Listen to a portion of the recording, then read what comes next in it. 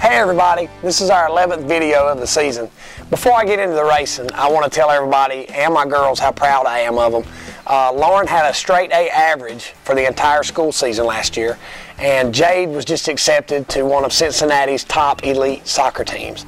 I think there was like 150 something kids that tried out, and they only took 32, which was 16 and 16 for the two different teams. So, you know, even though I love racing and I'm very passionate about it, I want to tell my girls that I'm very proud of them. So good job, girls. Now into the racing. This past weekend, we were supposed to have a 100 lapper on Friday night.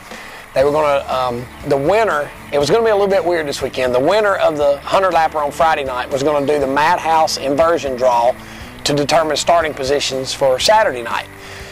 They were going to draw 8, 10, 12, 14, or 16. The fact that we got rained out Friday night and we went right into Saturday night, we didn't do any qualifying or anything for Saturday night. Basically what we did is we went into the field house and we were supposed to draw for starting positions based on the order of the points at the time. I didn't get to draw, so I'll tell you why. I know everybody's seen it on Facebook. I know it's the hot topic right now in the Bowman Gray racing world. What happened is the tires and wheels that we were scheduled to run, qualify, and race on Friday night were taken back and put on the tire truck and went back to the Hoosier store. All right, we came back on Saturday night, they unloaded the tire truck, and everybody's tires were stacked up. At this point, NASCAR officials determined that they were going to measure the width of our wheels. The maximum width is 10 inches. Our wheels measured a little wider than that. It was less than an inch per wheel in width, wider than the 10-inch maximum. I'm not disputing that one bit. They took my 4 wheels. They said that I wouldn't get to draw for qualifying, that I had to start dead last. I accepted my penalty. I said, okay, fine. We got 4 more wheels out of the truck. They measured them. They cleared them to race. We mounted them, and we started dead last. In those 100 lappers, when they mix the field up like that, in my mind, I try not to really get too racy until we get down to, you know, at least past halfway, maybe 25, 30 to go. We actually made our way up. I was passing the 81 car for 3rd position, and he got in over his head and ran in the side of me, and it actually turned us around. You know, I don't think it was intentional, but, you know, it is what it is. We got turned around is all I know, but that put me back to the rear of the field, and I think there was roughly 20 laps to go. As I was trying to work my way back through in that last handful of laps, they had a spin in 3 and 4 on the white flag lap, and it caused a pileup off of turn 4 that I made it through. So long story short, I ended up 7th.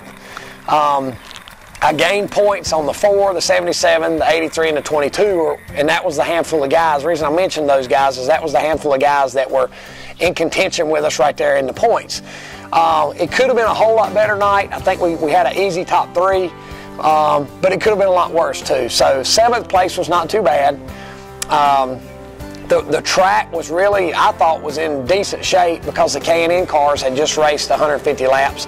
And I don't know, you know, I think maybe because it's not a treaded tire, when we go out versus the rubber that the treaded tires put down, it makes it kind of greasy for us.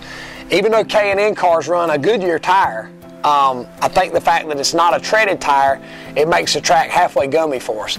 So I felt like the track was in pretty good condition. I got to watch most of the K&N race, which was pretty exciting. It was a whole lot better race than last year. I think the guys had learned to calm down a little bit and get some laps under the belt before they got too racy. But I accepted my penalty and finished 7th and was 3 points out of the lead behind Jason. I got a phone call on Tuesday from the head modified official telling me that they were going to dock me 50 championship points. I think the part to me that is confusing is that they took my wheels, so they never made it on the car for the race. I never practiced them. I never raced with them. They never made it on the car. They took them away from me, and then they made me start dead last. You know, to me, I thought that was my penalty. So to come back on Tuesday and penalize me 50 points, not only was penalizing me twice for the same crime, but was totally inconsistent with anything they've ever done. In the 30 years that I've been going to Bowman Gray, and the 64 years that I've kept up with it, I've never heard of them taking championship points away from somebody in the feature division. So I guess that's the part that's kind of confusing to me.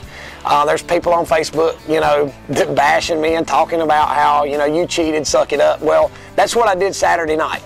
You know, I felt like that whether it was intentional or not, we were in violation of the rule.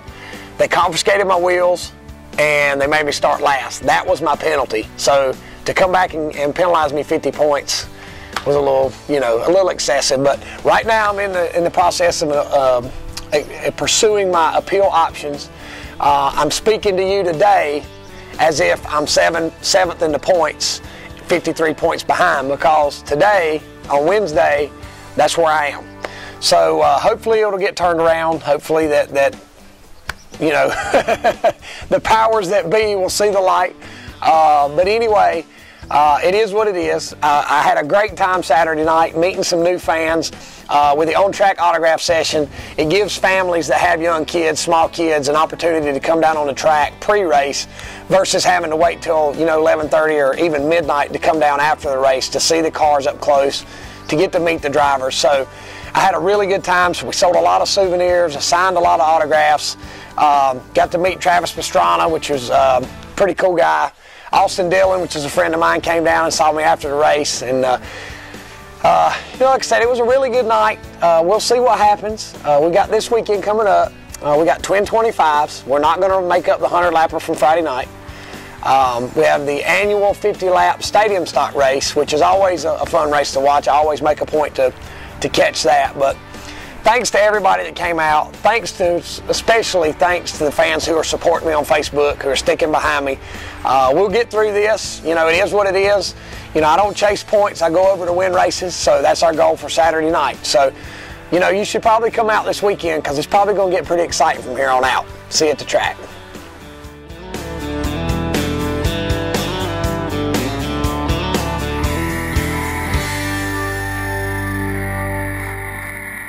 This is the 11th video.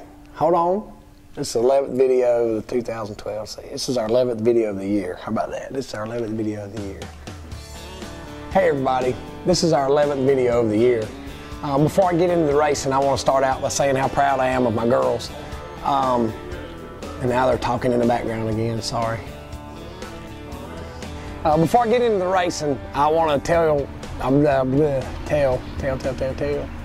start over. For the entire school year, and Jade was accepted to one of the sorry, Steven.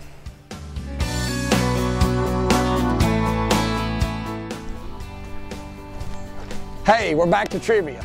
This week's question is, when was the last time that somebody in the feature division at Bowman Gray Stadium was docked championship points for a rule infraction?